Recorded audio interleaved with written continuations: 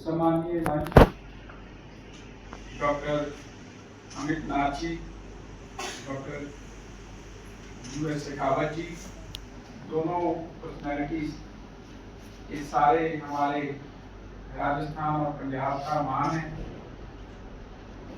मेरे सामने उपस्थित सभागार में मेरे अति सम्माननीय सरदार गुरसेवक सिंह बराड़ जी, पूर्णकालीन स्वदेशी जागरण मंच, मेरी बहन तेजी संधू जी जो हमारे साथ किसान मोर्चा बीजेपी पंजाब में भी काम करती है और सीनियर प्रधान है पंजाब की, सभी धरती पुत्र भाई और बहनें इस सभागार में 3 तरह के लोग उपस्थित हैं। तो सबको एक दूसरे से परिचय करा दूं मैं। तो सबसे पहले तो किसान भाई हैं जो फार्मर प्रोड्यूसर ऑर्गेनाइजेशन के साथ जुड़े हुए हैं, विश्वास एग्रीकल्चर ग्रुप के साथ। हमारी बहनें हैं, उनके लिए जोरदार तालियां। हमारी बहनें हैं जो SHG ग्रुप के साथ जुड़ी हुई हैं और जो विशेष तौर पे इस प्रोग्राम के लिए आई हैं कि उनको क्या लाभ हो सके, तो उनके लिए भी जरूर जोरदार तालियां। इतनी गर्मी में हमारी बहनें रहती हैं। और उसके बाद हमारे स्टूडेंट्स हैं इस यूनिवर्सिटी के, और उनकी भी छुट्टियां थी लेकिन इस प्रोग्राम के लिए स्पेशली आए हैं, उनके लिए भी जोरदार तालियां। किसान गुरुकुल, विश्वास एग्रीकल्चर ग्रुप और टांकी यूनिवर्सिटी के सभी जितने भी पदाधिकारी इस प्रोग्राम को पूरा उसका प्रबंधन देख रहे हैं, सभी का हार्दिक धन्यवाद। और जो विषय मेरे पास आज है, मैं कोशिश करूंगा सरल भाषा में आप सबके पास आने का, लेकिन क्योंकि हम धरती पुत्र हैं और सबसे पहले जय घोष तो धरती माता का होना चाहिए, तो पूरी जोरदार आवाज में भारत माता की जय, भारत माता की जय। बहनों की आवाज कम आई है। भारत माता की जय। धन्यवाद। तो अभी आपके सामने 2 प्रवक्ता बोल के गए हैं वक्ता कि जो प्रोटेक्टेड कल्टीवेशन है उसमें से कैसे लाभ लिया जा सकता है। और हमारे डॉक्टर अमित नाथ जी जो CPET से हैं, डायरेक्टर हैं, उन्होंने बताया कि कैसे पोस्ट हार्वेस्ट मैनेजमेंट करके हमारे लोगों ने लाभ लिया। और एक विषय उन्होंने बड़ा उठाया, वो भी मैं उस पर चर्चा करना चाहता हूँ अपना बात रखने की, क्योंकि हमारे इलाके में खासतौर पे श्री गंगानगर में कुछ भाई जानते होंगे कि यहाँ पे अंजीर की खेती हुई थी, लेकिन क्योंकि पोस्ट हार्वेस्ट मैनेजमेंट नहीं थी तो वो खेती कामयाब नहीं हो पाई।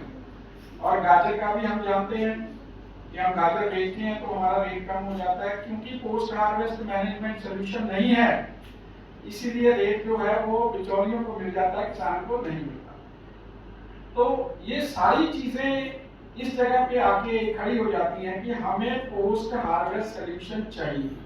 किसान खेती के बारे में क्या जानता है? हम पुश्तैनी खेती करते हैं। मैं भी 13 साल की उम्र में मैंने गेहूं बो दिया था और मेरे दादाजी ने मिठाई बांटी। और डॉक्टर साहब मेरे से सहमत होंगे, स्टूडेंट्स भी मेरे साथ सहमत होंगे कि अगर गेहूं बोना है तो शायद BSc एग्रीकल्चर होना जरूरी होता है, उससे कम का आदमी सीधे नहीं बता सकता। तो मैं 13 साल की उम्र में क्योंकि पुश्तैनी काम करता था तो गेहूं का कितना बीज डालना है और कैसे डालना है वो पता चल गया था। लेकिन हम खेती को एक ही तरीके से जानते हैं। पंजाबी में एक कहावत थी, दाप के बाद आज के खा, सुनी होगी आपने, पहले आया था जब ग्रीन रेवोल्यूशन आई, कि बीज डालना है, फसल आ गई, मंडी में फेंक के आनी है। तो सारे पंजाबी में मतलब बात करते हैं किधर चले आप ना, मंडी सिस्टम चले हैं, फसल सिस्टम चले, फसल फेंकने जा रहा है, जो उसने अपने मतलब बच्चों की तरह पाली होती है उसको वो फेंकने जाता है।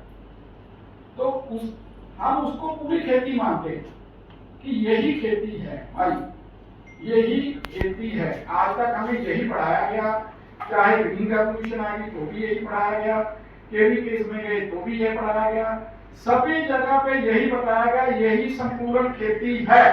सहमत है सभी? सहमत हो भाई? भाई साहब ये खेती पूरी नहीं है। पूरी खेती क्या है? पूरी खेती है बीज डालकर पदार्थ बनाकर के कंज्यूमर के हाथ में देना। जिसमें फार्म टू फोर्क अंग्रेजी में बोलते हैं, फार्म से लेकर खाने की थाली तक का जो प्रोसेस है वो संपूर्ण खेती है। तो 50% हिस्सा जो है वो पोस्ट हार्वेस्ट मैनेजमेंट है। तो अगर हम 50% हिस्से को करते ही नहीं है तो हम बोलते हैं हम प्रोजेक्ट फेल हो गया। अभी हम लोग प्रोटेक्टेड कल्टीवेशन के बारे में बात कर रहे हैं कि पॉली हाउस लगाएं, कोई नेट हाउस लगाएं, ड्रिप इरिगेशन करें, और वो करके हम ज्यादा मुनाफा कमा सकते हैं। पानी कम है, पानी भी हमारा कम लगेगा, लेकिन उसके साथ भी अगर पोस्ट हार्वेस्ट मैनेजमेंट नहीं है तो जितने भी यहाँ पे पॉली हाउसेस लगे हैं आपने फेल होते हुए देखे होंगे। वो 2-4 साल चलते हैं, सब्सिडी देते हैं और वो उखड़ जाते हैं। ठीक है, क्यों नहीं चलते? क्योंकि साथ में उनके एक कोल्ड स्टोरेज चाहिए छोटा, एक पैकेजिंग हाउस चाहिए, वो सब्जी पैक हो करके ले जाने दूर मंडियों तक एक रिफर वैन चाहिए। वो सारी चीजें कैसे आएंगी? वो सारा सोल्यूशन चाहिए ना फार्म का, तो वो सोल्यूशन एक आदमी कर नहीं पाता। तो अगर एक आदमी नहीं करता तो हम लोग कैसे इकट्ठे होके करें? तो वो सारा सोल्यूशन कहीं से अगर हमें मिलेगा तो हमारी खेती कामयाब होगी। इसी तरह से आप ज्यादा से ज्यादा मेरे साथ, मुझे लगता है जैसे मेरे पास लिस्ट आई है, एक बार सर बताइए।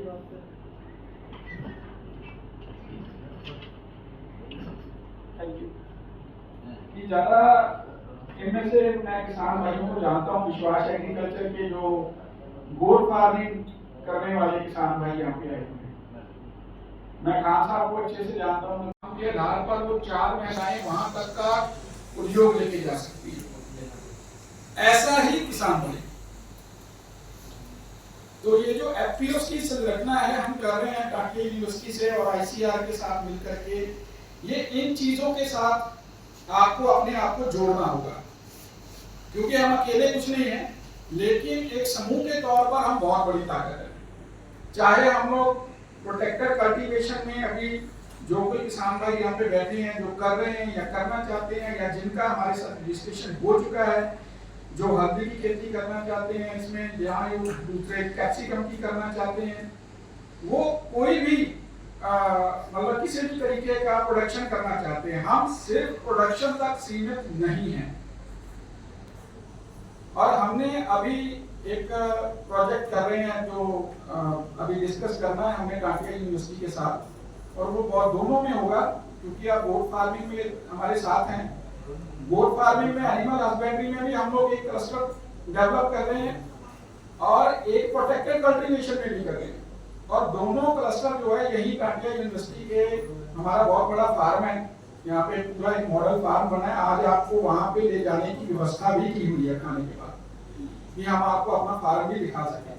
तो उस फार्म पे हमने वहां पे क्लस्टर फार्मिंग का एक मॉडल तैयार कर रहे हैं, जिसमें हमारे साथ 100 ग्रुप्स मिलकर के इन्वेस्ट करेंगे, और 100 ग्रुप्स का ऊपर का पूरा प्रोटेक्टेड कल्टीवेशन का और गोट फार्मिंग का एक ही जगह फार्म होगा, और उसकी वेस्ट मैनेजमेंट, क्योंकि हम अकेले नहीं कर सकते। अगर एक फार्म हम करते हैं तो हम उसकी वेस्ट मैनेजमेंट नहीं कर पाएंगे, उसका एलपीजी नहीं बना पाएंगे। तो अगर 100 फार्म इकट्ठा है तो जितनी उसकी वेस्ट है उसका मैन्योर भी बनेगा, उसका एलपीजी भी बनेगा, और उसके पास जो हमारी फीड है वो सबसे कम दाम में आएगी, क्योंकि 100 के लिए आ रही है। तो वहीं पे बचत है। बचत, जानवर को फीड सभी फार्मर खिलाते हैं, जो जितनी भी एनिमल हस्बेंड्री के आप कोई भी ले लो, आप आज अंडे का ले लो, पोल्ट्री का ले लो, दूसरे ले लो, सभी जगह पे एक ही बात है कि भाई मेरा मुनाफा कम क्यों हुआ, फीड का दाम बढ़ गया। तो फीड कम लगे, कम खर्चा हो, और हमारा समूह में प्रोसेसिंग हो, ज्यादा आमदन हो, इसी से हम लोग एक अच्छा समूह बना पाएंगे। तो उसके मॉडल के लिए विश्वास एग्रीकल्चर हमारे साथ काम कर रहा है, और उसको हम पूरा गाइडेंस दे रहे हैं। जितने भी आप दोस्त हमारे साथ जुड़े हैं, आपका तहे दिल से धन्यवाद है, क्योंकि आपने पहले हमारे ऊपर विश्वास जताया। तो इसको आगे लेकर के हम चाहेंगे अब टाटा यूनिवर्सिटी का और आईसीआर का सहयोग, हमारे पास तकनीकी सहयोग भी रहेगा, और उस सहयोग के साथ आप क्योंकि इंडिविजुअली कर रहे हो, मैक्सिमम जितने भी भाई यहाँ पे हैं वो सभी अपना अपना फार्म विकसित कर रहे हैं, तो आपको भी चिंता करने की जरूरत नहीं है, क्योंकि जो चीजें समूह में अवेलेबल होंगी वो आपके पास भी अवेलेबल होंगी। चॉइस आपकी है, आप उसको हमसे कैसे लेते हो। तो हम आपके लिए भी काम कर रहे हैं और समूह के लिए भी, लेकिन समूह का ऐसा मॉडल हम लोग तैयार कर रहे हैं जो मॉडल भारत में कहीं नहीं है, और जो मॉडल सिर्फ हम स्टार्टिंग में अपनी बहनों के साथ कर रहे हैं। क्योंकि माननीय प्रधानमंत्री जी की से अभी एक स्कीम आई है लखपति दीदी, शायद आपको पता होगा, पता है बहनों को? वेरी नाइस, क्या बात है। तो हमारी बहनें तो बहुत ज्यादा रेयर है, उनको पता है कि लखपति कैसे बनना है, मोदी जी ने कह दिया है। तो लखपति दीदी प्रोग्राम जो है वो उसके लिए आपको पूरे तरीके से हम उसको कैसे आप यूटिलाइज कर सकते हैं, कैसे ग्रुप में आ सकते हैं, उसके लिए हम आपको गाइड करने के लिए तैयार बैठे हैं और आपका क्लस्टर लगाने के लिए तैयार बैठे हैं। तो जल्दी हम लोग इसके लिए प्रोग्राम शुरू कर रहे हैं, क्योंकि यूनिवर्सिटी में छुट्टियां चल रही हैं।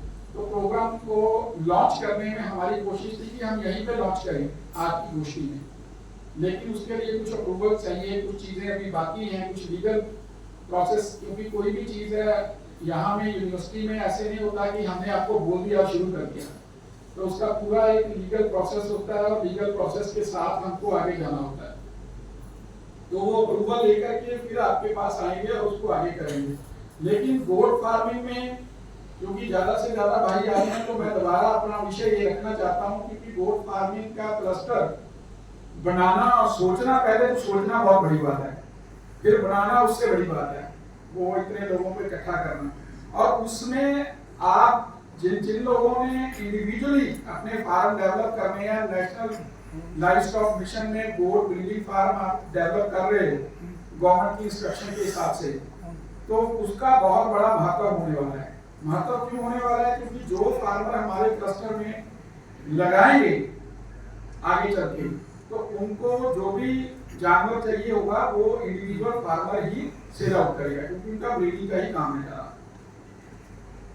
तो वो इस तरीके से उससे जुड़े भी होंगे क्लस्टर के साथ। तो हमने पहले से ही अपना काम जो आगे वाला वर्कआउट है वो करके तैयार करके रख लिया है, हम इसमें आगे बढ़ सकते हैं। तो इसमें तीनों बात जो यहाँ पे बैठे हुए हैं, मैंने जैसे पहले बात की कि एफपीओ के साथ जुड़े हुए किसान, इंडिविजुअल किसान, हमारी सेल्फ हेल्प ग्रुप के साथ जुड़ी हुई महिलाएं जो बहनें हैं यहाँ पे बैठी हुई हैं, और तीसरे हमारे एग्रोनॉमिकल स्टूडेंट्स या एग्रीकल्चर के स्टूडेंट्स, या ये सारे जो तीनों का एक नाता है जिससे हम आगे बढ़ सकते हैं। करके हिस्सा लीजिए, क्योंकि इंटर्न्स के बिना किसान भाइयों तक पूरी टेक्नोलॉजी और पूरी चीजें पहुंचाना बहुत मुश्किल है। तो ये तीनों वर्ग आज यहाँ पे बैठे हैं, तीनों को ये अपील करना चाहता हूँ कि आप आगे बढ़िए और हम लोग आगे मिलकर के एक नया इतिहास रचें। और एक जोर पूरा जय घोष के साथ अपनी बात समापन करूंगा, और इसमें मैं चाहूंगा कि तीनों जो वर्ग बैठे हुए तीनों का पूरा आवाज आनी चाहिए। भारत माता की जय। Thank you very much.